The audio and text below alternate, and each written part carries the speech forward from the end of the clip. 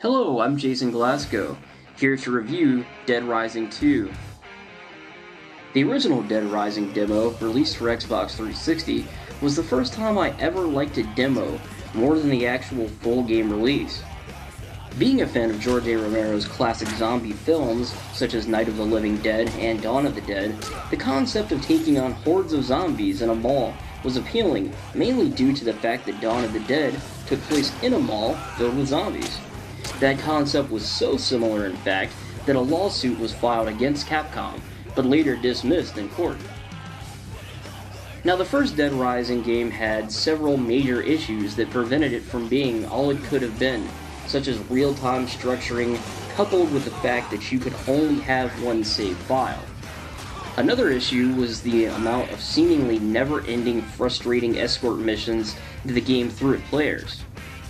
The final major issue with Dead Rising was its bosses. Oftentimes, you would have to find a way to exploit some sort of AI glitch to defeat the bosses, which can only be described with one word: cheap. It's been 5 years since the horrible outbreak in Colorado. Gone is Frank West, and in his place is Chuck Green, a motocross champion who lost his wife in another outbreak.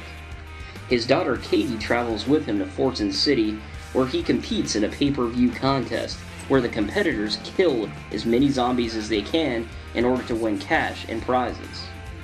Chuck doesn't much care for these competitions, but he has no choice because Katie needs an expensive medicine known as Zombrex every 24 hours to keep from becoming one of the undead herself.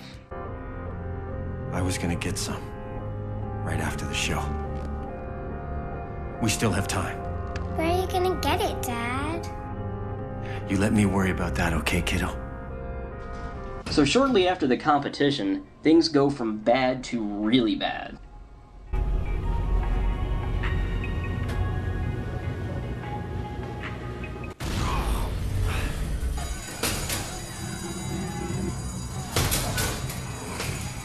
Katie.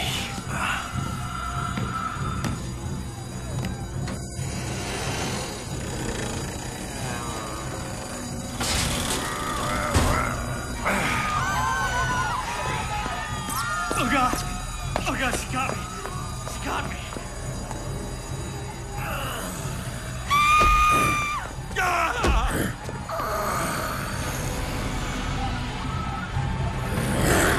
Oh no.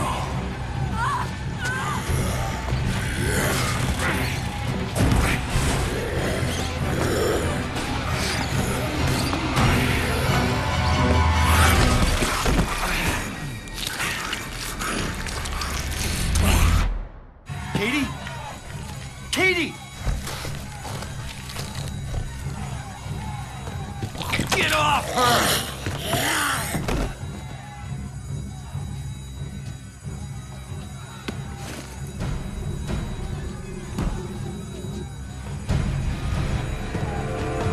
Go away! Katie, it's me, it's Daddy. It's happening again, isn't it? Like what happened when Mommy... Shh, hey, Katie, listen to me.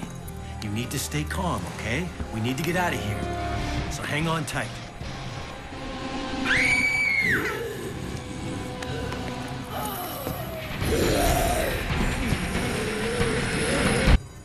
And then things go from bad to worse, as it seems Chuck has been framed as a terrorist who unleashed the zombies and began the outbreak. Information received from a behind-the-scenes source reveals that this outbreak was not an accident, but rather an act of terrorism. This shocking footage was obtained from a source inside the Fortune City Arena, the site of the Terror's reality game show. It may be upsetting to some viewers.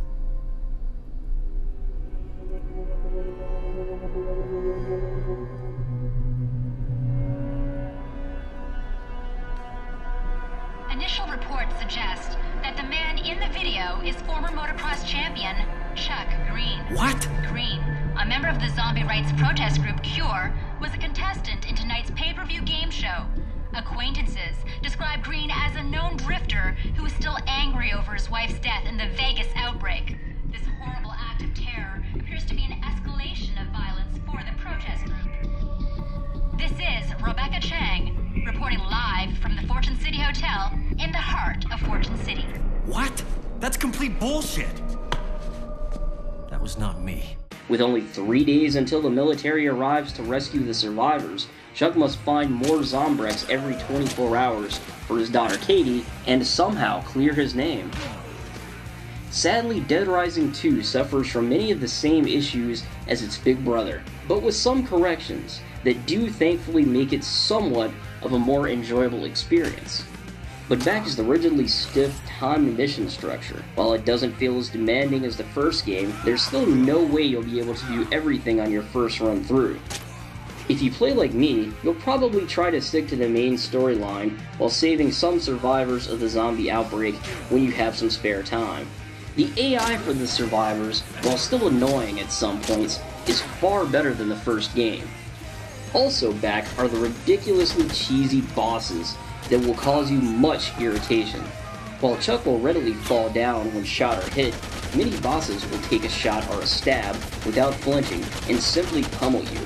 Like the first game, many times the only way to beat bosses is to either look for an exploit or to arm yourself well and hope for the best.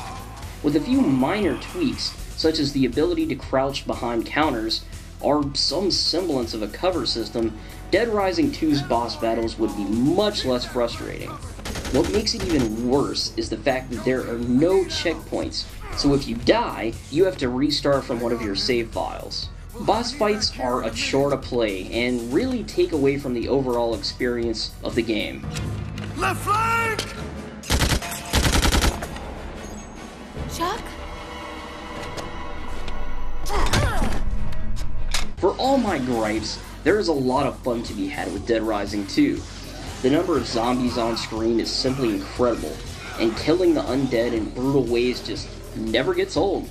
Now instead of taking pictures to earn PP and leveling up, you combine items, such as a rolled up newspaper and a whiskey to create a Molotov cocktail. You can combine some pretty nifty items and create some crazy weapons. The problem I have with this system is that you have to be in a workroom to combine items. Those workrooms are scattered throughout the game, but since you only have a limited number of slots to carry items, taking things to and from these workrooms can be a hassle. You can buy many of the same items you can create from pawn shops, which is helpful when you need something specific quickly, but it doesn't come cheap. Graphically, Dead Rising 2 looks better than Dead Rising 1. I assume it uses the same engine, but this game is more crisp and has some really great vivid colors. Despite there being tons of zombies on screen, there's never any slowdown, which is quite impressive. There is, strangely enough, slowdown during some of the cinematic cutscenes, all of which look kind of so-so. Speaking of cutscenes, let's talk about the game's audio. The voice actor for Chuck Green and Katie do a good job in their roles, but the rest of the voice actors go from passable to horribly cheesy. Oftentimes, it's painfully obvious that many of the actors are Canadian and not American. I need you to sign this release form before you go out there. Not that I have anything against Canadian actors, it's just that Dead Rising 2 is supposed to take place in America, and attempts to make fun of many American stereotypes. Dead Rising 2's gameplay is overall pretty satisfying. As with the first game, attack animations oftentimes take priority over control accuracy, making for some annoying situations such as delayed weapon swings. Still, when things are running smoothly and you're plowing down crowds of zombies, there's nothing more satisfying. Dead Rising 2 has a lot of hit and miss. The first few hours are a real blast, wandering around the mall and strip, trying on various clothes, smacking zombies with everything in sight from a cash register to tossing albums at them. But ultimately, a majority of the same design issues that plagued Dead Rising have crossed over into Dead Rising 2. It's fun at times, but equally frustrating at other times. If you like the first Dead Rising, you'll like Dead Rising 2, but if you've never played Dead Rising before, you might want to give it a rental first. The ladies were a little disappointed in your performance tonight, Chuck. But you must get that a lot. I guess they just didn't want it bad enough.